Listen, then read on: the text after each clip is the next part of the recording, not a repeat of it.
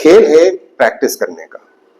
तो जहां जहां आप जो जो टॉपिक उठा रहे हो उस पर प्रैक्टिस करो। जहां आपको बिल्कुल नहीं आता है, स्टार्ट रीडिंग, और उसको सबसे बड़ा क्वेश्चन जो उसके बारे में होता है, इसको लिख लो, इसको लिख लो।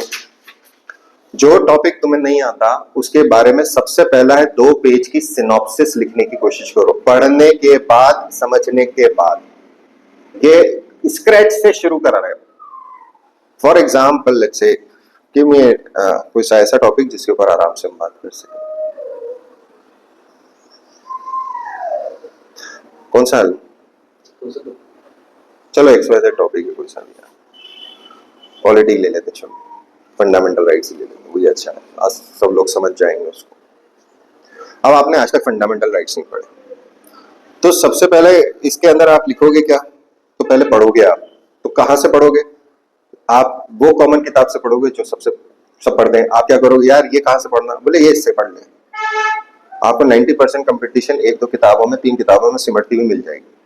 तो आपको वही किताब यूज करना है जो कंपटीशन यूज कर रही है। Don't go away from that, never go away from that, चाहे प्री हो चाहे मेंस हो, क्योंकि कंपिटिटिव एज उसी थे। तो पहले हम वही वाली कंपटीशन तैयार करें, उसके बाद फिर हम दूसरा करें। अब आपने वहां से रीडिंग कर ली, एक बार रीडिंग करने का मतलब एक बार ऐसी सिंपल पढ़ लिया आपने, बिल्कुल काम दिमाग से पढ़ लिया, समझने के लिए पढ़ा, न पेन उठाया, न पेपर उठाया, न पेंसिल उठाई, न मार्कर उठाया। पहला पढ़ना है, कंप्रीहेंड करना है। What do I mean by comprehension? इसको लोग अक्सर गलत समझते हैं। जैसे पेपर होता है ना, पेपर का हम शब्द टू शब्द पढ़ के दिमाग में नहीं बसाते। जो हम पेपर पढ़ते हैं उसके अंदर से इंपॉर्टेंट पॉइंट्स हमारे दिमाग में रह जाते हैं, जो इंटरेस्ट वाले होते हैं उनके ऊपर हम डिस्कस कर लेते हैं। That is comprehension. तो यहाँ एक फिल्टर लगा होता है, फनल लगी होती है कि इतना सारा मटेरियल दिमाग में जाएगा, दिमाग में तो इतना पतला सा जाएगा, ये फनल है। खूब सारा मटेरियल डाला, इतना सा दिमाग में रिटेन हो रहा है।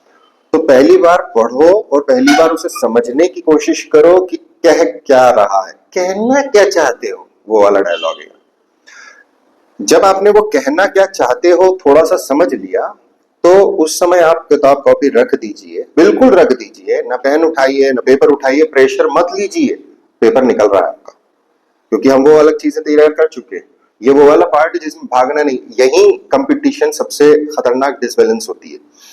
प्री हो, मेंस हो, जो चीज आपको नहीं आती आप उसकी तरफ भागते हो, जो चीज आपने पढ़ ली है उसको रिवीजन में नहीं लेते, वहां गलती होती है। नॉर्मल है, अगर आपको जो आता है आप उसे 100% करते रहो, धीरे धीरे आगे बढ़ते रहो।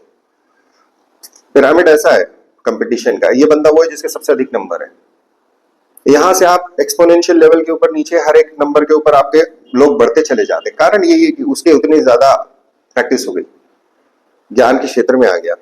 सो यहां जब आप पहली बार रीड करोगे उसके बाद रख दो, और ये वो समय होना चाहिए जिस समय आपको कोई डिस्टर्ब करने वाला नहीं है। इवन कि आपके जो नित्य क्रम होते हैं वो भी नहीं है, न खाना खाना है, न कहीं जाना है, न टॉयलेट जाना है, न नहाना है, कुछ भी नहीं है।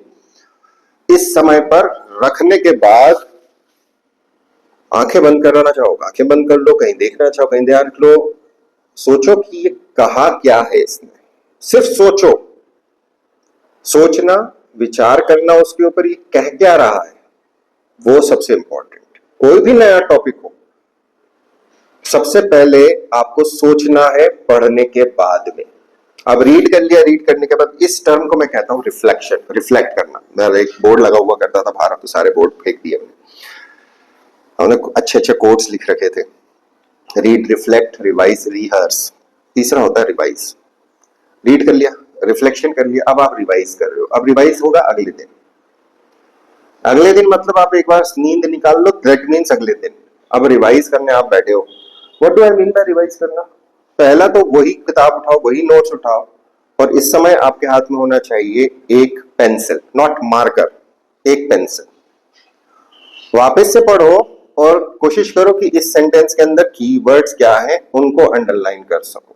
तो जब आप पेंसिल से अंडरलाइन करोगे तो लंबी लंबी लंबी लंबी अंडरलाइन होगी, आपको सेंटेंस से सेंटेंस अच्छा लगेगा। पहली अंडरलाइनिंग, पहली मार्किंग हमेशा लंबी होती है।